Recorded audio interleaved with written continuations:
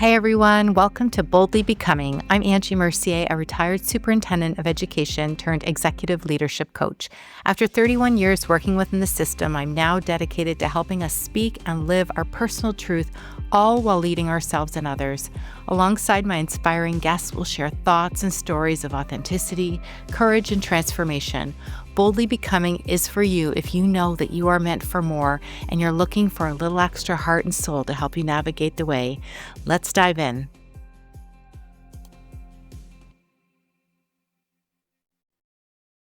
So I'm sure there's a question out there about why I've started a podcast. Like, Angie, why are you starting a podcast now? Why do you need to speak your truth at your age? Why is it called Boldly Becoming? Why bold? Why that word? Honestly, it feels like a true calling. I have been feeling it like bubbling up in me, and it's just been something that I know that I need to do. So I shared this with my business partner, Dana, and I said, what's been interesting is that in the last little while since I've made the commitment to go ahead and launch this podcast, there have been many times when I've been trying to talk myself out of it because we know that our brains want to take us back to the familiar, back to the comfortable. And I've had all these like doubting kinds of voices in my head. Angie, what are you thinking? Is anyone going to listen? You're too old. You know what? All those self-doubts that come up. But here's the thing. I really feel this is a calling, and I feel like at my age right now is the time for me to start a podcast. I feel this feeling that, yes, I'm getting older, but as I'm getting older, I'm recognizing more and more the depth and breadth of my experiences, the lessons I've learned, and some of the wisdom that I've accumulated through the years. So I feel, I guess, like kind of like an elder, like a mother, like a leader coming to you and just wanting to speak truth that maybe you haven't heard before, something that you haven't heard from me or from someone else. Because I have found that there are women, more and more women, who are starting businesses and who are doing the thing that they haven't done, that they haven't had the courage to do in all these years. And now that they are getting older, now they all of a sudden have this courage and this boldness that they want to step forward into their authentic selves and do the thing. And that's what I'm doing here. So there is that part of it, wanting to speak my truth, feeling like I have lessons to share. But more than that, and frankly, I'm just feeling tired of being confined by other people and their expectations of me, by systems and its expectations of me. I'm really tired of feeling that sense of confinement in that box of the system or because other people expect things from me. I'm in a season of becoming the new version, the better version of myself at my age now. So let me share a little bit about where this has come from. As a little girl, and as a teenager too, so growing up in my home in Waterloo, Ontario, where I grew up in a very strict household.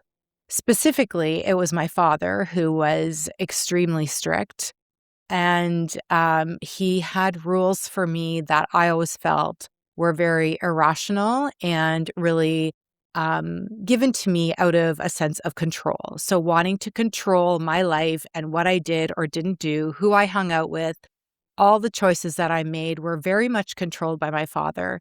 And I really felt like I was very confined to his rules and what I needed to be doing or what he felt I needed to be doing. And specifically, what he believed I should be doing in this world as a female.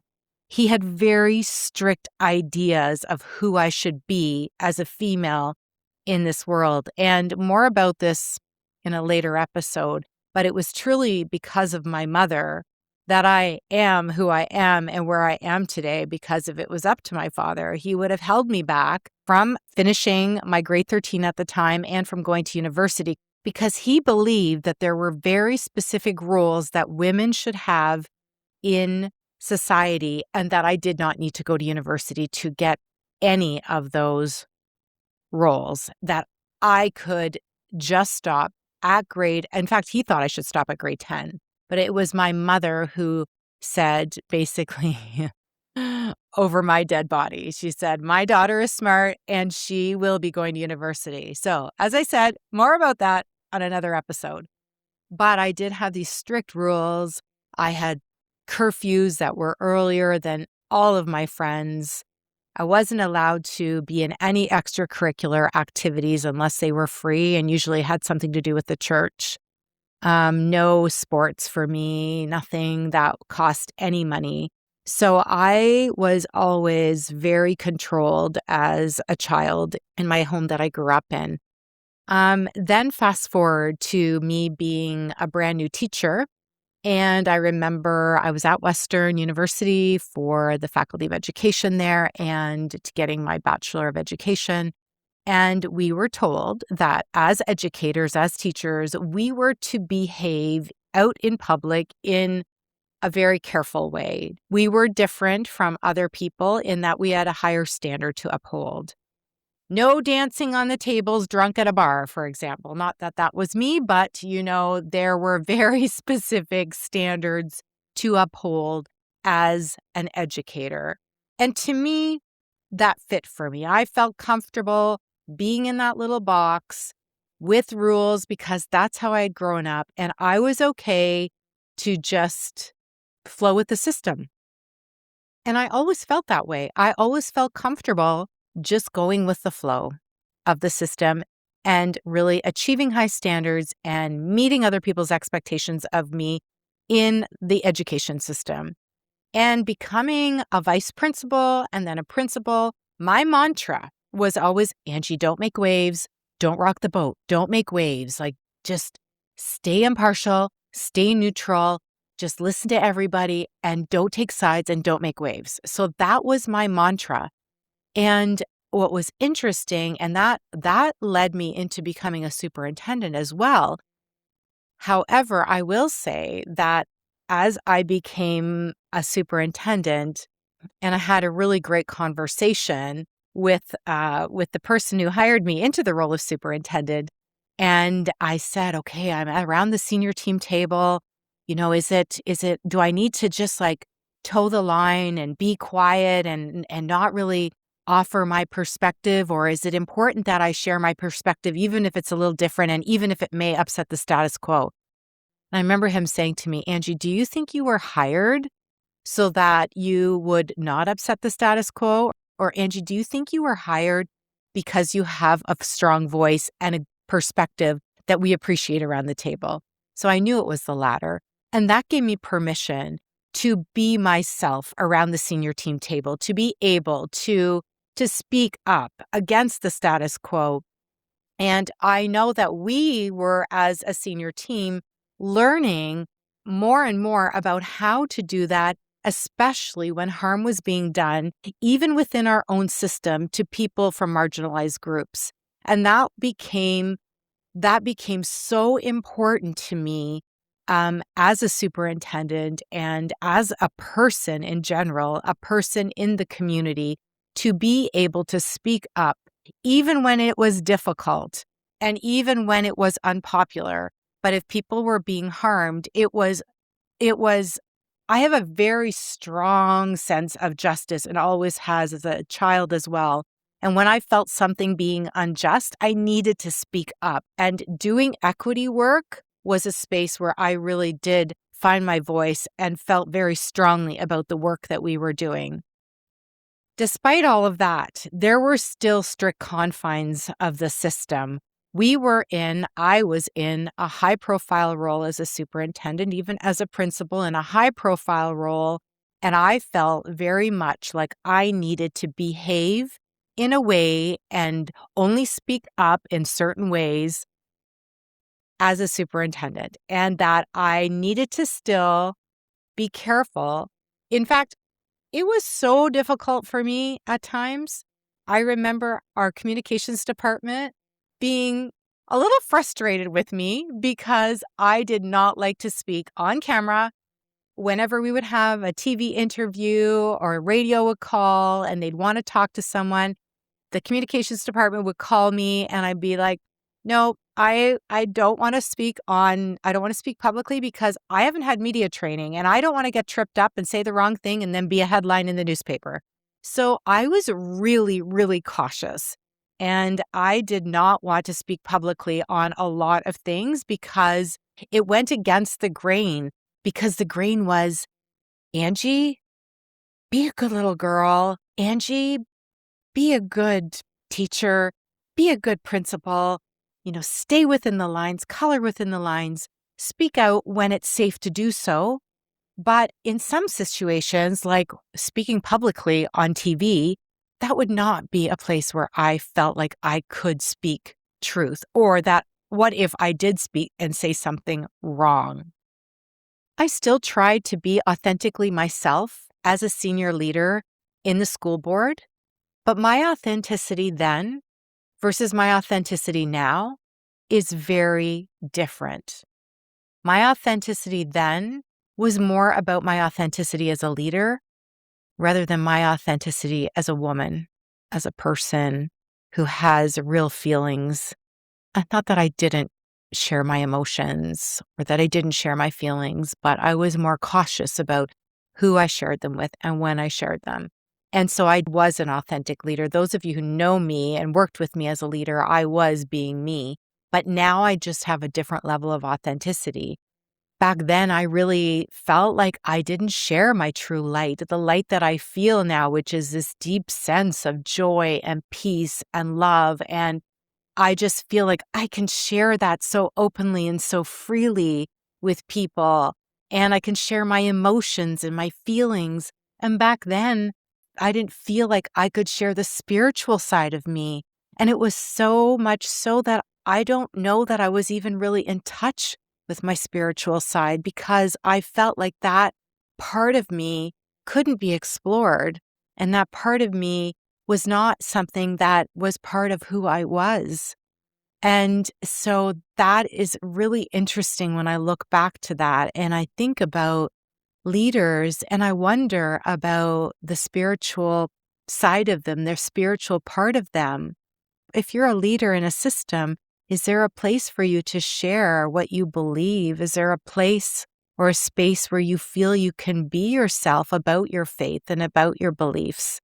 And I don't know why I didn't feel like I had that place or space to be able to share that. So that's interesting as I look back on that. But now things have shifted. So here's a little funny. Okay, and you may believe in, this is a little woo-woo for some people, and you may believe in things like energy work and reflexology, Reiki, but I have not ever been to a reflexologist, and I had heard so many positive things about them. I suffer from migraines, and my migraines have been getting worse as I've aged and as I am aging. And so I am honestly willing to do just about anything. So I went to a woman who I know I have a connection to. She used to teach my kids swimming lessons. So it's way back. And her name is Carolyn. And I went to Carolyn and she did reflexology on me last week. And it was a week ago today, actually. And so reflexology is work on the foot, knowing that the foot connects to all the different parts of your body. And so it's very, very interesting. And I don't know enough about it yet to really share details with you about it. But I can tell you what I experienced. So as she was working on my feet, and I always say I have a good foot and I have a bad foot. My good foot is my right side, and my bad foot is my left side. And as she was working on my left foot, I said, that's my bad foot. And my heel on my left side only, on my left foot only, is callous. Like it's hard and it cracks. And I know, sorry, that's kind of gross. And I mean, I'm sure you're thinking, Angie, is that the kind of truth you're sharing? But that's just part of the story. So bear with me. So it is kind of calloused and it's hardened. And she points it out, Carolyn points it out. And she said, well, the left side of you is your feminine side. And a callus, a hard callus or hardness on the heels can represent an armor.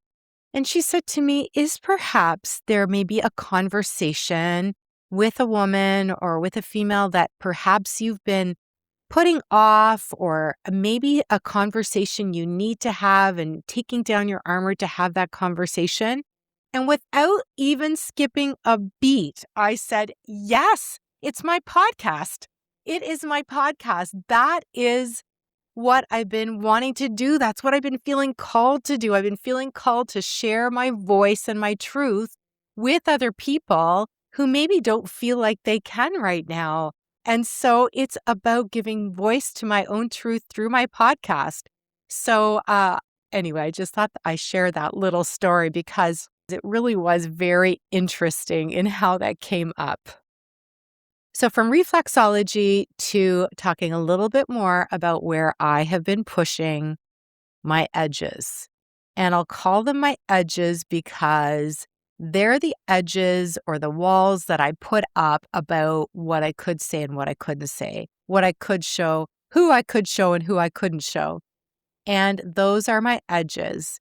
And so the first place where I'm pushing my edges, and I'll talk about briefly, is around my own body. And I remember a colleague sharing with me that she said I dress conservatively. And I have to agree that my style of dressing was, and probably still is a little bit conservative. It's just I'm a little bit more understated. And back then, it was all about making sure that my outfits, my suits didn't show too much of me and being more conservative about that. But now I am open to dressing how I want to dress. So when I'm dressing for my events, our Bloom Leadership Circle events, I love to get dressed up. But you know what? There might be an event where I don't feel like getting dressed up, and I will be okay showing up in my jeans and my white running shoes. I am okay to do and dress as I want to. I don't feel the confines of feeling like I have to dress to fit into some kind of idea that I had about how I needed to or how I should be dressing. I also had a rule with my kids. You can post pictures of mom on social media, but never can you post a picture of me in a bathing suit. No, no, no. And so now I'm showing up talking on my stories in a workout outfit with a sports bra and pair of shorts on. And I am so comfortable in being in my own skin. Even at my age, being allowed, just giving myself permission to show up authentically as me. And you know what? If you see a picture of me in a bathing suit on social media, it doesn't matter. I don't care. I am proud of my healthy body that has the strength to show up for me every single day when I wake up. And it doesn't matter anymore what I feel I need to fit into. I am okay being okay in my body, in my own skin, and in whatever clothing and whatever outfits I darn well feel like putting on. So that's a big change for me. The other place I'm pushing my edges is talking more openly about my health and about women's health more specifically, because I think there's been so much hush hush around our health. And I know that talking about something like menopause, for example, at the office was something that was maybe a conversation we had in the bathroom as women. It wasn't something where we talked about how menopause was actually affecting our work and how it was affecting our day-to-day life. But now I just realized, now I look back at some of the symptoms I had during that COVID time that I talked about in my first episode that led to long COVID, and then some of the symptoms, like I know that I was just a swirling mess of hormones during that time too. Perimenopause, menopause, that was all in the mix of my burnout, my anxiety from my burnout and long COVID and everything that was connected to it. Brain fog, memory, like holy smokes, so many things that were happening. And where did I have an opportunity to give voice to that or even to understand it? Why is it that I'm only understanding myself in those times like 4 or 5 years later? That's ridiculous. I think we need to be having these conversations more and more about menopause, about pelvic health. Those are the opportunities we have as women. And even if you are a man listening to this, it is so important for you as a male leader to understand what's happening to the females on your staff, to the female colleagues that you're working with. This is no joke. Like, this is really important. And even if women aren't experiencing symptoms, they are still experiencing changes within their body that are affecting things like their bone health and muscle mass and all that kind of stuff, nutrition and metabolism and all those things. I'm not a medical expert, but I've done enough reading and enough learning now to know that the effects are for every single woman. So that's something I'm speaking more freely on. I'm speaking more freely on social media. And you know what? It took a while to practice this, but I don't care if it's perfect. If I mess up, if I say too much, even on this podcast, it does not need to be perfect. I don't want you to see perfect Angie because perfect Angie used to try to show up in her professional space. I want you to see there is no more perfect Angie. It's real Angie showing up authentically myself to show you and make sure that you understand it's okay for you to show up tired, unwell, feeling anxious, burned out, stressed out, experiencing grief, whatever. It's okay for you as a leader to be not okay. It's okay. And I am speaking freely on social media and here on this podcast without a worry of having to please everyone who listens to this podcast or everyone who listens to me on social media. I don't care if people disagree with me. I welcome the disagreement because this is the new version of me. It's about welcoming in diverse opinions and different ways of looking at things and different perspectives because I want to expand my own thinking. I am so open to expanding the way I think, feel, and believe and behave. And I'm listening so, so carefully.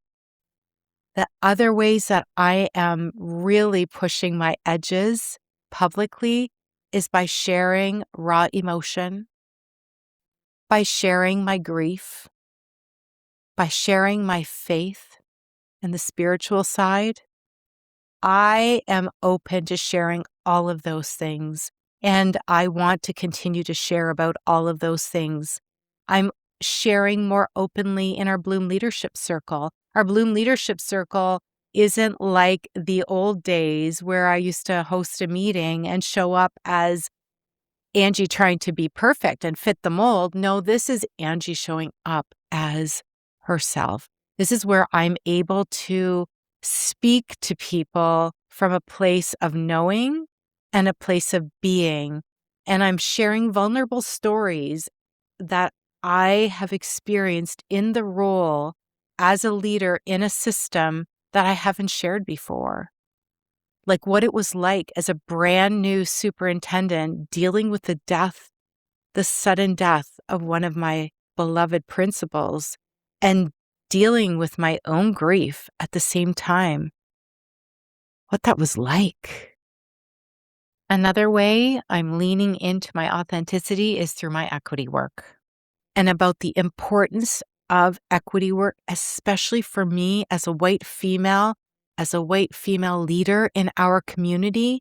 I'm so grateful to be able to be a board member for the Cambridge YWCA. And I am so passionate about the group that they are doing for women and gender diverse people in our community, as well as those women who are homeless. And I just feel so touched by the work that the organization is doing. And I'm honored to be part of that work in the background as a board member. So I continue to want to disrupt the status quo and advocate for those who need us and need me. And I welcome all of you to join with me. So, whew, okay. I feel so good about getting all that out. I feel good about sharing my light with you. I feel so great about who I am boldly becoming. No more dimming my light. No more closing the blind on my truth.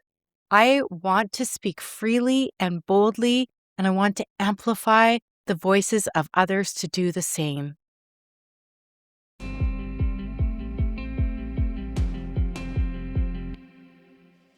Thank you so much for spending this time with me today. If something from this episode sparked a shift in you, I would love to hear about it. Please share your biggest takeaway or aha moment on social media and tag me so I can celebrate your growth along with you. And if this show is adding value to the person you are becoming, it would mean the world to me if you took a moment to leave a 5-star review.